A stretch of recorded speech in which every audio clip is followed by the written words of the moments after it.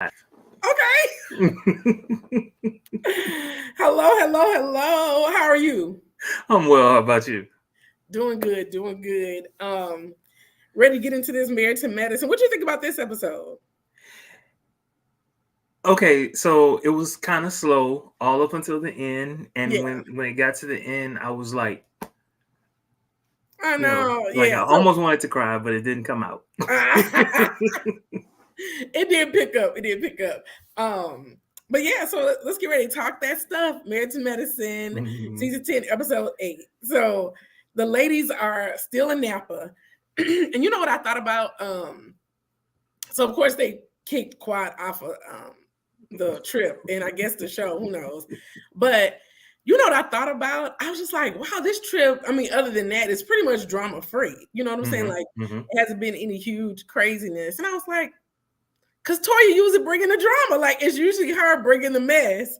And if she's in charge and she ain't causing no mess, the trip is peaceful. That's what I thought about. I was like, ain't no mess, but she usually the one. If you think about it, for the most part, she kicking up something. She asking a question. Okay. She doing something. But anyway, Okay. they're Napa and Heavenly hasn't met yet, but her and Dr. Jackie are having breakfast, and they kind of discussed the night before with the whole thing with Quad and um did they make the right decision and um about Quad, her saying basically she got a little frustrated about being used. Like that's where she drew the line about Quad using her. And I don't think we didn't get a chance to talk about this episode, but okay. So for the reality shows, I don't know. It does seem like some of them are actually friends outside of the show. And then some of them are like, I'll see y'all when we record next season. Like, and that's what I thought the dynamic was. And if you friends, you friend. If you're not, you're not. And I don't know if this was their way to get Quad out the show or if they really were seeking genuine friendships amongst the cast. I don't know. But um everybody seemed like they were on the same page. Like nobody was checking for Quad to stay. And so she left and she wasn't on there. But Heavenly felt like the group has elevated everyone, even Toya. And she's like, do you think we can elevate Sweet Tea? Oh, Sweet Tea. But I don't know. I think this might have been at a different part, but Sweet Tea, she from Arkansas. Well, Texas, but really Arkansas. And she ain't really been nowhere. She was like, you know what? It's good to have friends. They take you places. I was like, they even take her out of the states. And she just happy to be there. Just happy to be there. But she was like, Toya did this. She did. I mean, it was a nice trip. I will say everything seemed nice. But anyway, Heavenly left because Let me tell you. I'm laughing. I'm laughing because I went on a trip. you said the same thing? No. Oh. Well, kind of. My first time, I'm from Louisiana. Yes. The Louisiana. Now I've been to I've been to Wisconsin. Mm-hmm. Yes, you have. New York, Mm-hmm. Massachusetts. I've been to a lot of different. I've been to like 30 of the states in the Mm-hmm. United States. Oh, nice. Okay. I need to count. I don't know. I don't think I've been to 30. But when I went to California for the first time, Mm-hmm. went on a trip with a friend of mine. Mm-hmm. And I pretty much said the exact same thing that Sweet Tea said. Is this your Napa trip or this is a different trip? This to Napa? Napa. Oh, okay. Napa. It was my first time. And I also went to San Francisco, and Mm-hmm. everything was just, for me, it was just beautiful. It was like, ooh, this is where I need to live. Yeah. I mean, it's beautiful. California is beautiful. Like, I'm trying to think of a place I've been there and it wasn't beautiful. It's just like, yeah, everywhere. And I mean, I hadn't been to, well, I don't know. I'm trying to think of a place that may not be beautiful, but even Oakland was beautiful. I went to Oakland. Yeah. It was beautiful. So, yeah. Even the quote unquote hood and all that kind of stuff. So, yeah, I didn't see no hood in the hood. Well, I mean, she kind of stayed in the hood, so I saw the hood. Oh, and, okay. Yeah, but it was still nice. Like it wasn't. I mean, apparently it was a dangerous part, but it was during the day. Lights. I didn't see no craziness, but it was still, to me, even though we were quote unquote in the hood, like you still see the palm trees, you still see like the mountains in the background, you know, it's still very nice. But yeah, so I guess I can see what Sweet Tea coming from. But Miss Alara is going to FAMU, so they're going to make sure she's set off right or whatever. And she's talking about, she told her don't do nothing to take my pride away because they got pride and, you know, her going to FAMU and everything. And basically don't get pregnant. And, yeah. like she's getting pregnant daily. And when she's like, if you come from the hood and you know your man about to graduate and be a doctor, trap that. I was like, oh heavenly, oh my gosh. But she ain't lying though. She ain't lying. They still together. They still together.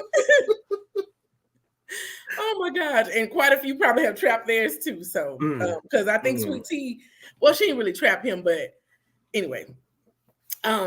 So the ladies, they kind of split up. They half do a mud spa day and half do the tuk or whatever. Can I say I would have loved to be with the tuk people? Because right. the mud, And that's what I was thinking. Okay, let's say even if the mud smelled nice, it sounded like it stank. So that was a turn off. But even if the mud was like, they had some type of eucalyptus, like whatever, I'm just thinking like, okay, if you're in a spa, I'm already like leery of like whirlpools and stuff like that because they talk about they never clean them. And then they had a thing, I don't know, my husband sent me something where it was like a guy that was like very overweight and he couldn't shower at home. So he would go to the whirlpools that's what he said, the whirlpools at the gym to clean himself or whatever.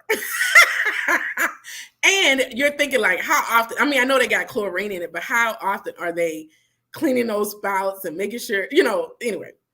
So I thought about that and I was just like, the mud is already dirty. Like, and different people getting in and out of it. And I don't know if like they have a special cleaning.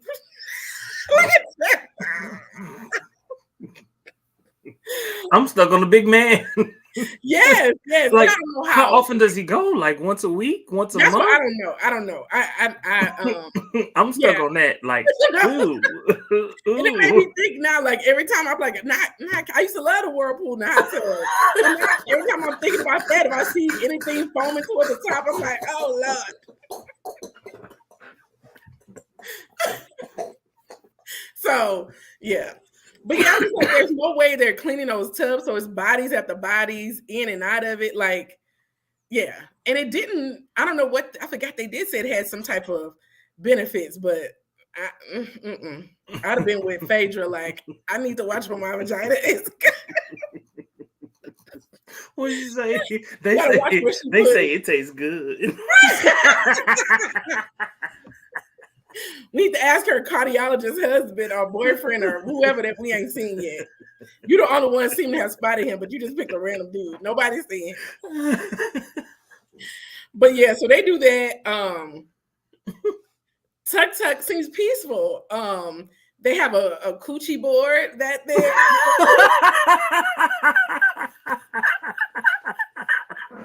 Sweetie. I was like, oh my God. Take the girl out of Arkansas. But yeah, I agree. I would have rather done the tuk. That looked like the better of the two. Meanwhile, Dr. Eugene and Curtis, they get together and smoke cigars and kiki, because that's what they was doing for real. About everything. Yes. Now, do you smoke cigars? One time in my life, and I will never do it again. Oh, Can I tell you? No. I was doing it the wrong way. I was. What you mean the wrong way? Like the wrong end? No, like, you know how, like, have you ever smoked a cigarette? Yes. You know how you, and then you blow it out? Yeah. That's what I was doing with my cigar. What do you do? You're not supposed to do that. You're supposed to, like, but you, like, hold it in your mouth, but you don't inhale.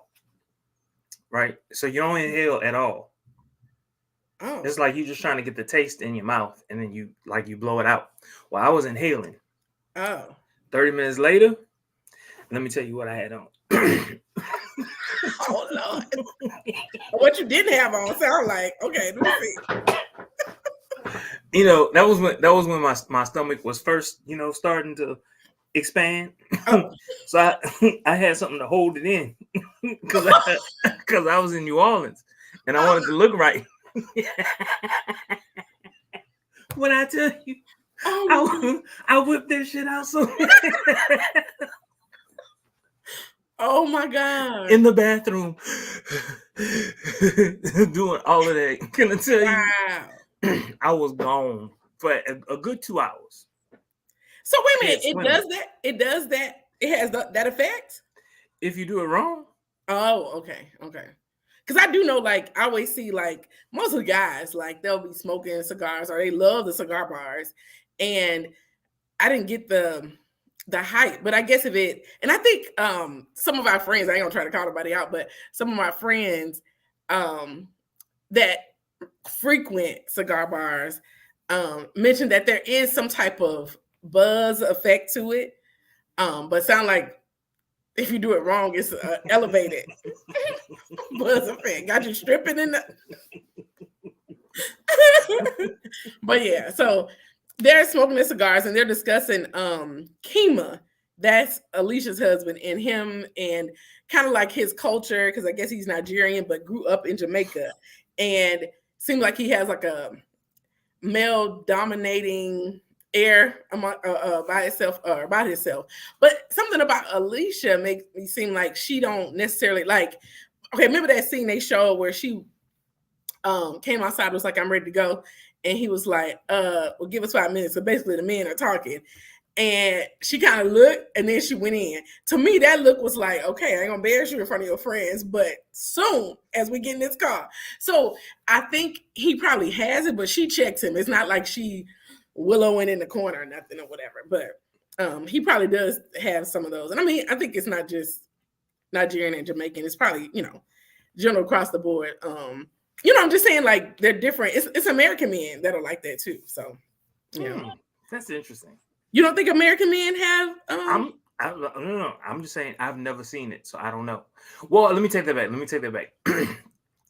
My uncles, who I love some of my uncles. Like I was like really close to some of my uncles. I do remember, like in the 70s and in the 80s, they would say some off the wall things that my mom would just she would perk up like whatever, and it was clear to me that they had said something that they shouldn't have said. But I don't know. As I grew up, though, I never really saw them do and say some of those things anymore. Yeah, and I do feel like, I mean, not to bring slavery in it, but they say blame everything on slavery, but it's almost like that's what they say, like a lot of times. So basically, if you saw The Color Purple and whatever, like they were slaves, not The Color Purple, but they were slaves. So they got beat on all day. So their one opportunity to man up and be somebody was at home. And how the slave owners proved that they were bigger and stronger, whatever, was about beating them. So they that's how they showed their dominance or whatever. And I feel like our generation and whatever, I don't see it as much, but I have seen it. So I don't think it's just a Nigerian or Jamaican thing, but I do see it more in the African culture. I will say that. But anyway. And then, you got to, well, I grew up single parent household. My mom, she led the family, and it's a lot of people that I know who, their mothers raised them. And so that's not part of what they see. And so therefore, a lot of the men that I know today, that's just not how they act. You know what I'm saying? Yeah. So, but yeah, so we'll see. I don't know if they're going to bring out more of them or not, but we'll see. Meanwhile, the ladies are back from the spa. They kind of look like they just kind of laying around talking. And Phaedra mentions that she doesn't want to get married again because her, her divorce was very, I guess, bad. And she feels like she doesn't have to put a label on things because it's a high income earning individual. She is dangerous, and I guess you can lose stuff depending on where you are.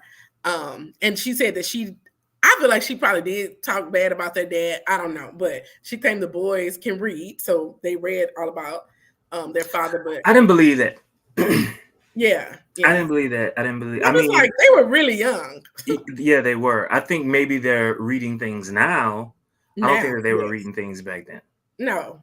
And but she claims she wants the boys to know. So I don't know what their relationship like is with them, but because she was like she wants them to know him and form their own opinion. So I'm just like, I mean, he was gone. I mean, he was gone for a while, but they could visit and they could talk to him in prison or whatever. So it's not like, unless she was stopping them from doing so. Yeah, I don't think she wanted that to happen. Yeah. So I don't know. You know, everything Faye just say, I'll be looking side-eye-ish. So, you know, she is a liar. She's a liar. She is for sure. And yeah, still trying to figure out how she got on this show because she is not. I can't believe you never saw that season. She was like, "You are not married to medicine, honey." When Mariah said that to Quad, but yeah, you said you didn't watch all the seasons. So. But anyway, so the ladies go out to eat. They're getting along. Everything, no drama, anything. You know, Toya is being her best self, but they're wearing the color, I guess, of the wine they prefer. The wine, yeah. Do you have a favorite wine or red? You like red? I've grown to like red as well. But I think I'll drink red or white. But I think I do, prefer red now. Then Jackie mentions, talking to I think they ask. I don't know if this is when they asked. No, this is before. But basically, Jackie mentioned like how talking to the VP about maternal mortality was like such an amazing thing. Now, did you see the drama behind that online? Okay. No. So apparently in 2020, her and Dr. Heavenly and Dr. Jackie did, I don't know, it seemed like just one of their little talks online or something. And she said basically, who is she? Like, Dr. Jackie. Okay. And they were talking about the mortality stuff or whatever. And she was saying, well, Black women be a little dramatic. So they come in and they complain about every little thing. So, you don't know when it's really something or when it's not and blah, blah, blah, blah. So that was her take then. They were eating her up online where she had to give 2 apologies. Because her first apology was like, not necessarily I said what I said, but it was just like, I said what I said. And then the second one, she was like humble and barely in tears. Like, I never meant my patients have let me. Yeah. And then, people were dragging them and then somebody was like, go look at their reviews. So I went on Google to look at their reviews. They'd be like, they complained about customer service. Like, her staff, both of them staff, Dr. Simone and Dr. Jackie, their staff is not professional, that they don't accept, they claim that's a lie, but they don't accept like Medicare or Medicaid. Like you gotta either have good insurance or pay out of pocket. It's hard to get in there, which was obvious, but sometimes it's hard to get in there. You get in there and then they spend like 5 minutes with you or whatever, or they're very short, or they don't seem to have good bedside. They had like all kind of bad reviews. I was like, oh my God.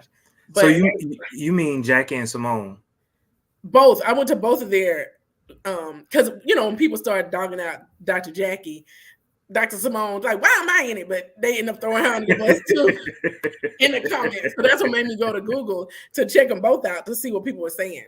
And it was very similar comments for them both. So this happened during the pandemic? It happened like last week or the week before last online, but the interview resurfaced. The interview was from the pandemic, and it resurfaced where they were just like, okay, now you're talking to the VP about this, but you said this in 2020, Yeah. Oh, so this is recent. Yeah, recent where it's come back up, but they did it, years ago. And so, of course, in her apology, that was years ago, and now I understand, or whatever. But yeah, so that was interesting. And I don't know, people find everything. So somehow they found that. If I remember, I'll send it to you. I wish I had it because I would have showed it. Oh yes. I gotta do better. I'm gonna do better this year about sending you stuff when I see it. But anyway, so they talk about Sweet Tea and her wanting a baby and surrogacy and let me see, Toya liked what did you like about the trip? Toya liked having 3 new bodies on the trip, which is rare. Like usually, they always haze the new person. So I was just like, y'all, a mess. But it is good to see Black women getting along because every scene is always dramatic. So it was just kind of palate cleansing to have a nice trip. Nobody has any regrets about sending Quad home. But one thing I noticed, it was a scene with Dr. Jackie and Simone when they were talking about how friendships go and how they, fell out but then got back together. But anyway, Dr. Jackie had all of these fine lines and wrinkles around her eyes. Yes. And I was just like, why she look older there than she do now? And then I started paying attention. I was like, oh, she definitely had like some fillers and Botox because this part of her face up doesn't move. Toya's didn't either.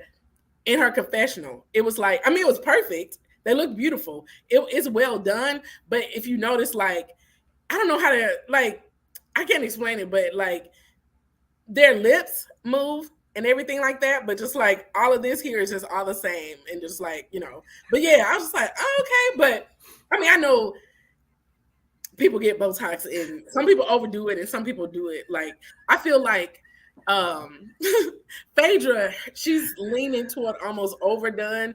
She's looking a little almost masky or something. You know what I'm saying? Like it's something a little borderline, like, okay, Phaedra. But anyway, that's just a side note I noticed. Michael Jackson bad. Well, Michael Jackson looked fine. I'm just anyway. Did you see do you have Max? I think it's on Max. HBO Max, the documentary? Yeah, did you see it? Yeah, I did. Well, I started watching it. I got it. But it was good, the part I saw. Mm-hmm. But anyway, that was just, you mentioned Michael Jackson, so I was like, oh. Well, I did. Okay, we can talk about that another time. But what was I gonna say? Oh, Toya and Eugene, they do a scene where he's taking her weave out, which is a husbandly duty. Except I don't know. I like, okay, I'll be scared, like having Anthony like with scissors in my head. I'm like, you can't get tired, you gotta stay focused or whatever. But I don't think it should be counted as a date night, but they were spending time together. But I'm like, okay, Eugene, quit being cheap. I think it had okay, so when he first said it, I was just like, It's intimate. I will say it's intimate, it's time spent together. But the conversation that they had was, like it was nice because sometimes I kind of wondered whether or not she even loves him. I kind of thought, like, for a long time I thought that it was a marriage of convenience. Yeah. Until like this season. This season, I'm like really seeing that they actually she actually loves him. I've always thought that he loves her. Yeah. And I honestly feel like it was a marriage of convenience. And not that she trapped him, but she saw this doctor and she didn't want to work. And because he literally, I don't say he would go broke, but they would get in financial straits trying to please her and give her the life she wanted or felt she needed. So, and it could just be like your marriage, ebbs and flows, and this is just a good season for them. But they do give a lovingly vibe this season. I'm feeling the love. Let's see, Dr. Heavenly and Laura, they kind of discuss college and all this kind of stuff, and Laura mentions like, okay, I'm going to school. What about rekindling your relationship with your sister? And I forgot about this, but I do remember one of those seasons, Dr. Heavenly mentioned that her mom's last wish was for her and her sister to have a better relationship. And she did mention that they always clash. Now, this is the first time I ever heard her mention that it was kind of her mom that pinned them against each other or made them competitive. And I could see a parent doing that somewhat, like to make sure everybody does well, just like, okay. But I don't know if it was at a level where it was toxic, because effectively kid don't have a relationship now says something about like the level that it was. So it must have been at an unhealthy level. But she decides to call her sister. And I was like, oh my God, she gonna answer. She didn't answer, but she left a nice message, and Laura was like, "Why don't you be a grown woman and go over and see her?" Now I don't know if she's in Florida or Atlanta. I don't know. I didn't get a feel for where she was, but she was like, "Do you know how many times she done whooped my my butt? I got scars, so I guess I used to fight all the time." And Laura was saying, I'll come because she ain't gonna whoop you in my presence, basically. So to me, that entire scene, number one, it was touching. It was nice. That entire scene, though, it seemed like Alora was the parent. Yes. And Heavenly was the child. Yes. She was definitely giving, and sometimes you'll notice like it does happen where you end up giving your parent becomes the child, at some point. Not like that level where, they won't talk to their sister, but you end up giving them advice, or you end up, it's like it can shift. But she definitely did seem like the parent for sure in that scene. Now here's this, well, not sad, but somewhat sad part. But Sweet Tea goes to the doctor that Simone recommended for her, and it seemed like she was a fibroid specialist based on the sign outside. And I know she mentioned like on her by the way, I know, look, this doctor, she reminds me of what do you call those doctors who specialize in cancer? I forget. Oncologist. Oncologist. Yeah. Horrible bedside manner. Horrible bed. They're used to seeing people who die.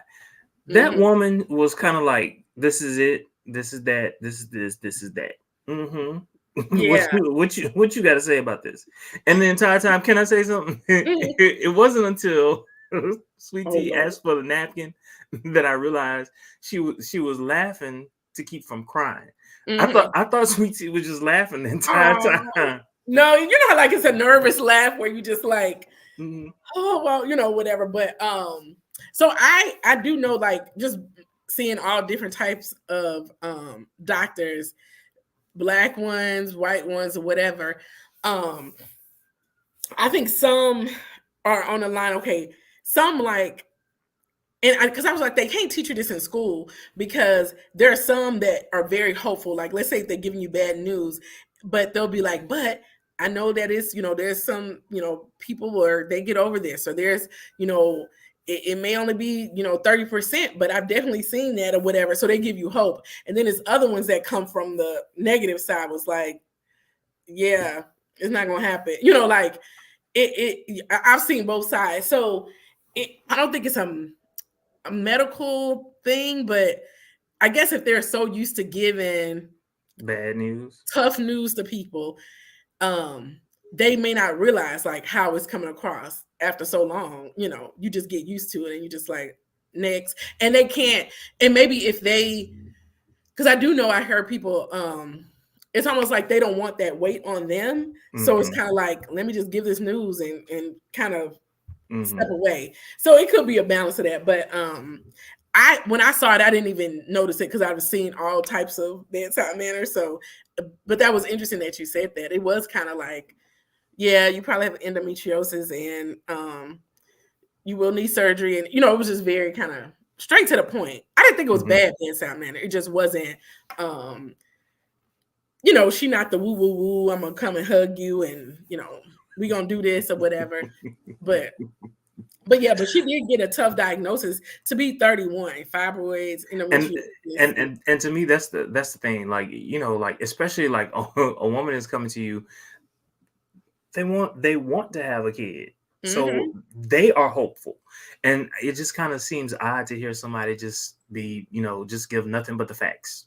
Yeah. Nothing but the facts. Yeah. And that was hard to digest. Yeah. And it could be that too. I'm just thinking from the other side, that she started out giving people hope, and she's seen it not work so many times, and she's seen all the disappointment over the years, that she doesn't want to give false hope and get the disappointment later. She just want to give the facts, and then I don't know. I'm just trying to think of, if a miracle happens, by God, look at it. It's a miracle. Yeah, because they do. And it's, I mean, I know, especially if she's being recorded. Like, yeah, she don't want to. Yeah. But I've seen people with fibroids, endometriosis, all of that, have babies. So I think it's definitely hope for her. And then she's young, so her eggs are young. So if she's able to freeze and do the surrogacy like they talked about, if she decides to do, like, if she can't carry herself, then I think they'll definitely be able to have a child. And he's a doctor. He cheap, but I think he'll pay for the surrogate. I wasn't too happy about his response either. I actually wrote that I thought he was very supportive. I think he was supportive of her, but I don't think he was supportive of her chances, if that makes sense. Oh, I guess I was thinking he was like, you know, basically like, let's just pray and see what, whatever. I mean, I guess I actually thought, I was like, oh my gosh, he was very supportive. Like he wasn't, I didn't know what to expect from him. I definitely didn't expect him to be like, oh my gosh, you came up in my DM saying you can have a baby and now you can't. What's going on? Like, I didn't expect that, but I was thinking like, I didn't think he would be that compassionate. I thought it would be like, oh, I'm sorry. Do you think he wants kids, or it's just kind of like, I think he definitely wants kids, because that was the whole thing with Quad. He wanted children and she didn't. Oh. Yeah, she didn't. At least at the time she didn't. And that was a big thing between them. And that's why I didn't realize it. Yeah, that's why she came into the DM. Sweet Tea came into to let me give you what you want, and with the baby emoji. Yeah. Yeah. I didn't know that. I didn't know that. Yes. So, but I think they'll definitely have a child, and he's 55, 56, or some. I don't know where I got that from. I didn't know who he was until this season. Oh, okay. So, but I mean, I think they'll end up having a baby. So we'll see. But he, in the previews for the next episode, he's, to me, even more. He was like, if it's not meant for us to have a baby, we won't, it will be okay, that type of thing or whatever. It was kind of like they were out to dinner or something, and he was just trying to, because I mean, I don't know if it would put pressure on her to be like, man, I really wanted a baby, or, maybe he's trying to ease some of the pressure off of her. He don't want her to be stressed about it and stuff like that. So they showed that. They also showed, I don't know what they got Phaedra doing. Because I'm just like, she doing like another ceremony type thing with a gong, and I don't know. They got her doing all kind of mess that she ain't. I'm like, ain't she a bad lawyer? Like, wait a minute. No, just I don't know if she bad, but yes, I don't know why they got her doing all this crazy stuff, but that's what they previewed for the next episode. But okay, I'll be watching. We'll see. I didn't see any extra. Oh no, it was some drama. Toya and Eugene, she said something, we need to do more romantic stuff. Oh yeah. Doing the same thing, and he was like, what's wrong with that? So we'll see how that progresses. But yeah, this episode was kind of like, I mean, it, like you said, it picked up at the end, but it was just kind of like, okay, all right, yeah. So y'all need to bring Quad back with some action or something. Yeah. There's something to be said about keeping the people who are dysfunctional on a show like this. Yeah. They keep you wanting to watch.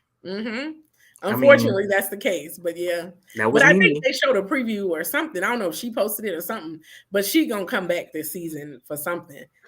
Because she was just like, it was whatever, because she said she spoke to Greg, like they were at a public thing. She was like, hello, and he shook her hand or something. So she gonna come back for something at some point. One time or for the rest of the I don't know. Whatever I saw, it was just like that scene, and she was just like, well, she's back or something like that in the diary room. So yeah, I don't know if it's just that episode or what the case is. So we'll see. Okay. All right, we shall see. But yeah, but that's it for Married to Medicine this week. Okay. All right. Yes. So we'll see y'all next week. We'll be well, I'll say Al. It wasn't we. I'll be more on schedule this week, but life is so we back 2024. See y'all.